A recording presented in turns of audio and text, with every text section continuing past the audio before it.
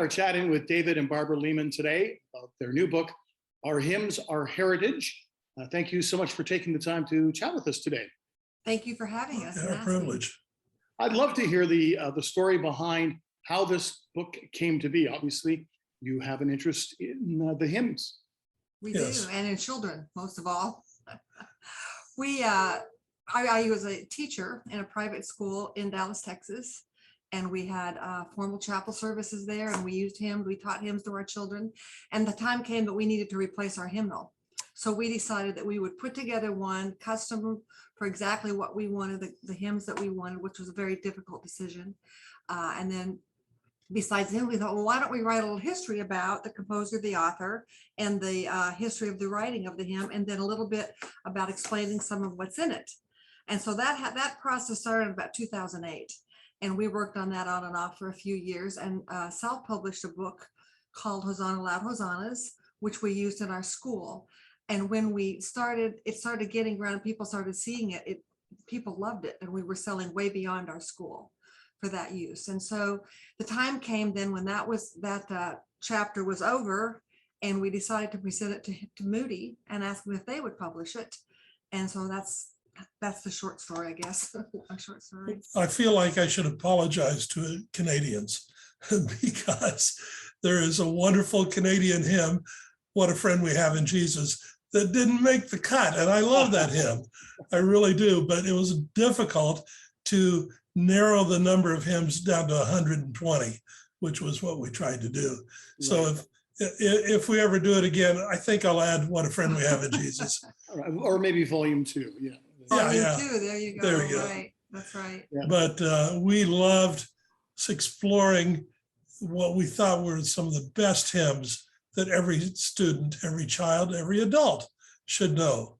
And they're not all only ancient ones. They span 600 years or something, and there are some new ones, the Gettys and others like that.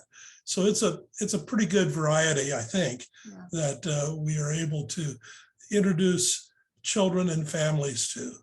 And a lot of families told us they love it for devotions. I noted that the Gettys have given an endorsement for the book. They are, I guess, the first name that comes to mind when it comes to modern hymns. They are. Mm-hmm. So it's nice to have that.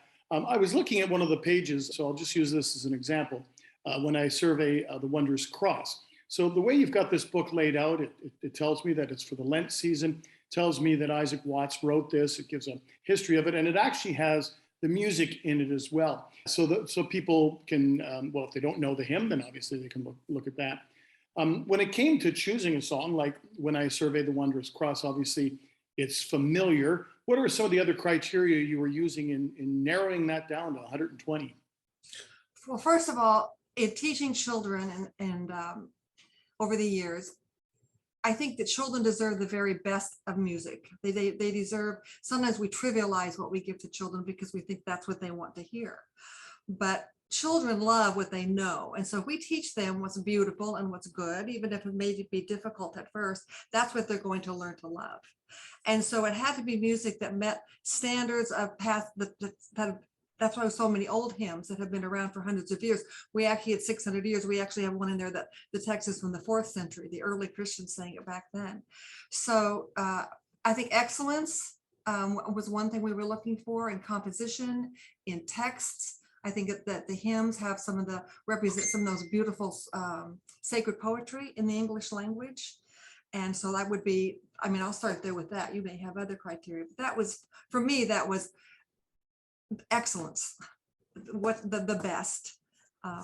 And we did want to represent the different points of the Christian year, the holiday, excuse me, the holidays of Christmas, Easter, Lent, and so on and so forth. Mm-hmm. And then different subjects of the Christian faith, of praise, of prayer, of petition, and of our response.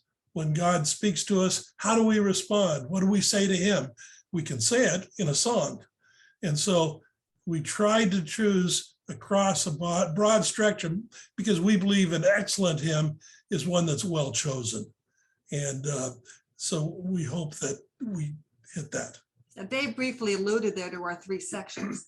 We started the books, so many hymns begin with praise, and I think that's appropriate. But for this one for children, we decided to start with Christmas, with children, with the Christian year. That's where children first encounter the baby Jesus. And so the first section is the Christian year. You mentioned What a Friend We Had, When I Survey the Wondrous Cross, as a Lenten hymn. So we went through the Christian year. That's the first third of it. And in the second, we want them to know who God is. And so we took different attributes of God and found the hymns that talk about his omnipotence, that he's a shepherd, that he's a protector, that he's sovereign. We found hymns under those entitled. Now, some of these hymns could be under several categories. And then the third hymn is where we put our praise, our petition, our prayer, our commitment. It's the response section. The third section, right. Tell me a little bit about the writing of the devotionals. Well, we are not theologians, but we went to Christian college, Biola University, and have been believers all our life. I grew up in a pastor's home. So we were able to write devotionals out of the text of these hymns that would be useful in a family setting, a family devotional, or in a schoolroom. They're not heavy theology, but we hope their application to the lives of the children. Also, we have created a book of piano accompaniments for families that have someone plays the piano, or a church or school. And that's available on our website, hosannahymnals.com. Wonderful. Thank you, David and Barbara, for taking the time to tell us about our hymns, our heritage. I wish you all the best with this book. Thank you. And Thank you. maybe if there is a book too, you can get around to a couple of Canadian hymns as well. You bet. You bet.